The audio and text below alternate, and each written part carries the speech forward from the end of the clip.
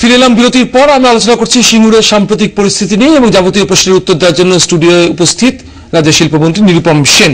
নিরুপম, আমি বিরতির আগে যে প্রশ্নটা নিয়ে গেছিলাম যে ওই 400 একর জমি কৃষকদের ফেরত দেওয়ার যে দাবিটা তুলছেন মমতা বন্দ্যোপাধ্যায়, আপনারা দিচ্ছেন না কেন? কারণ ওখানে এখন জমির দাম আপনারা জানেন যে অনেক বেড়ে গেছে। সুতরাং যুক্তির দিক থেকে জমি দেওয়ার, এইবার আমি যুক্তির কথা বাদ দিলাম, এবার আমি আসি আইনের কথায়। আইন কি জমি অধিগ্রহণ হওয়ার পরে জমির মালিককে কি জমি ফেরত দেওয়া সম্ভব? আমাদের দেশের যে আইন আছে, অধিগ্রহণ আইন, এবং তাকে ঘিরে মহামান্য সুপ্রিম কোর্টের যা রায় আছে, সেই রায়ে কি রাজ্য সরকার অথবা কেন্দ্রীয় সরকার কোনো জমি অধিগৃহীত হওয়ার পর সেই অধিগৃহীত জমি পুরনো জমির মালিককে সেই জমি কি ফেরত দিতে পারেন? আমাদের দেশের আইন সে কথা বলছে যে না, তা পারেন না। আমি এই প্রসঙ্গে এর আগেও বলেছি এবং আজকেও আমি সাংবাদিকদেরও বলেছি যে সুপ্রিম কোর্টে এ নিয়ে অনেক মামলা হয়েছে এবং সেই মামলায় যে জমি সরকার অধিগ্রহণ করেছেন, সেই জমি যে কাজের জন্য অধিগৃহীত হয়েছে সেই কাজ না হওয়ার কারণে যারা জমির মালিক তারা মামলা করে সেই জমিটা তাদেরকে ফেরত দেওয়ার জন্য তারা বলেছেন। হাইকোর্ট প্রথমে তা নাকচ করেছেন, পরে সুপ্রিম কোর্ট সেটাকে আফোল্ড করেছে। সুপ্রিম কোর্টের রায় হলো এই যে জমি যে নির্দিষ্ট কারণে অধিগ্রহণ করা হয়েছে, যদি কোনো কারণে সেই কাজটি না হয়, তাহলে যে জমি সরকারের হাতে ন্যস্ত হয়েছে সেই জমি সরকার অন্য কোনো সাধারণ মানুষের স্বার্থে ব্যবহার করতে পারেন। আর একান্তই যদি জমিটা তাকে বিক্রি করতে হয়, সেক্ষেত্রে তাকে সেই জমি নিলামে সর্বোচ্চ দরে তাকে জমি বিক্রি করতে হবে। আমি এই প্রসঙ্গে আপনার কাছে একটা সুপ্রিম কোর্টের যে রায়, যেটা 2004 সালে সুপ্রিম কোর্ট রায় দিয়েছেন, আগের একটি Kerala, state of Kerala versus M Bhaskaran Pillai and others, সে রায়ে সুপ্রিম কোর্ট সুনির্দিষ্টভাবে যে কথাটা বলছেন, the question emerges whether the government can assign the land to the erstwhile owners, অর্থাৎ সরকার কি পুরনো জমির মালিককে জমি ফেরত দিতে পারেন, এই প্রশ্নটা উত্থাপিত হয়েছে। সেই প্রশ্নের উত্তরে সুপ্রিম কোর্ট বলছে, it is settled law that if the land is acquired for a public purpose, after the public purpose was achieved, the rest of the land could be used for any other public purpose.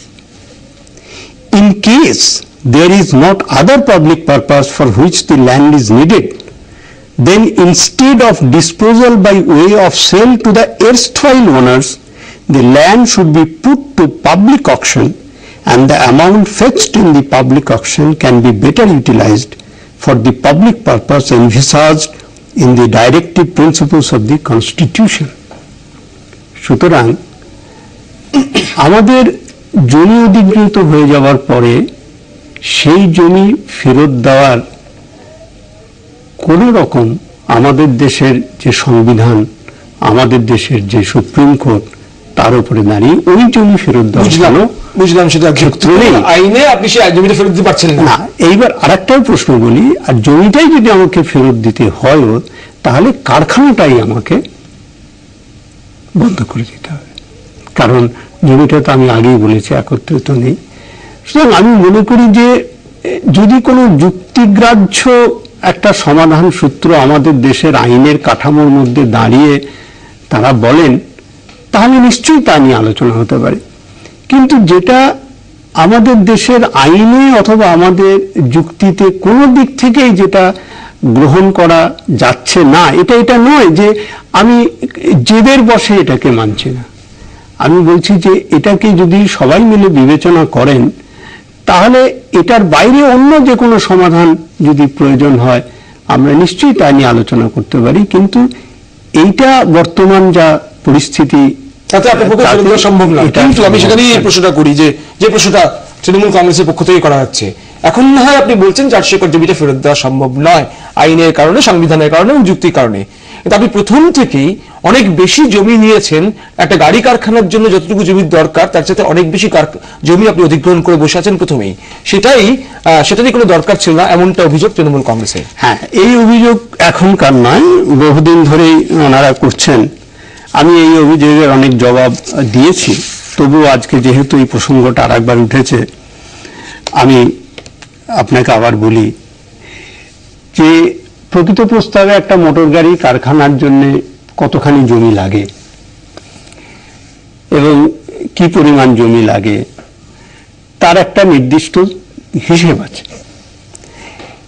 এবং হচ্ছে যে এই হিসেবের সম্পর্কে আমাদের কেন্দ্রীয় সরকারের একটা প্রতিষ্ঠান আছে। এই প্রতিষ্ঠানটার সংক্ষিপ্ত নাম হচ্ছে ন্যাট্রিপ। ন্যাট্রিপের পুরো নামটা হচ্ছে national automotive testing and research and development infrastructure project, সংক্ষেপে বলা হয় ন্যাট্রিপ, NATRIP। এটা কেন্দ্রীয় সরকারের একটা প্রতিষ্ঠান। তারা এই যে প্যাসেঞ্জার কার ম্যানুফ্যাকচারিং এর গ্লোবাল ট্রেন্ড সম্পর্কে তারা একটা রিপোর্ট তারা প্রকাশ করেছেন, এবং তাতে তারা বলেছেন যে একটা গাড়ির কারখানার জন্য কি পরিমাণ জমি প্রয়োজন হতে পারে সেই সম্পর্কে তাদের একটা সুনির্দিষ্ট হচ্ছে যে সাজেশন, মানে এবং তাদের একটা হিসেব আছে। সেই হিসেব অনুযায়ী যদি আমি যাই তাহলে দেখব তাদের হিসেব মতো যে পরিমাণ জমি টাটা কোম্পানি যতগুলি গাড়ি তারা নির্মাণ করবেন বলে স্থির করেছেন, ততগুলি গাড়ি নির্মাণ করতে গেলে তার নিজস্ব যে মাদার প্লান্ট এবং তার সঙ্গে যে আনুষঙ্গিক যে ভেন্ডার্স, যারা অ্যান্সিলারিজ, যে 55টি কারখানার কথা বললেন, তাই মিলিয়ে তাদের যে জমি প্রয়োজন হয় এই ন্যাট্রিপের হিসেব অনুযায়ী, তার তুলনায় তাদেরকে আমরা কম জমি দিয়েছি।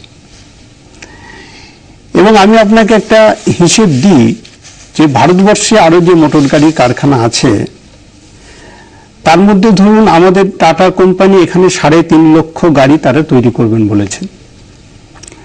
মারুতি উদ্যোগ তাদের গুরগাঁওয়ে যে কারখানা আছে সেই কারখানাতেও তাদের ক্যাপাসিটি হচ্ছে 3.5 লক্ষ। তার জন্য তারা মাদার প্লান্ট অর্থাৎ মূল যে কারখানাটা, তার জন্য তাদের জমি আছে 650 একর। আর ভেন্ডার্স, যে ছোট ছোট যে অনুসারী শিল্প, তার জন্য তাদের জমি লেগেছে 600 একর। তাহলে 3.5 লক্ষ গাড়ির জন্য মারুতি উদ্যোগ মোট জমি লেগেছে 1250 একর। 1250 একর। আর এই জায়গায় 3.5 লক্ষ গাড়ির জন্য টাটা কোম্পানিকে আমি জমি দিয়েছি 997 একর। এর মধ্যে 640 কি 645 একর মাদার প্লান্টের জন্য, আর বাকি জমি দিয়েছি 290 একর। সুতরাং এখানে যদি কেউ এই কথা বলেন যে জমি আমরা তাদেরকে বেশি দিয়েছি, সেটাও হচ্ছে যে যা তথ্য আমাদের কাছে আছে এবং আপনাকে আমি যে কথা বললাম তাতে সেটা তথ্য হিসেবে সঠিক না। আমার এখান থেকে একটা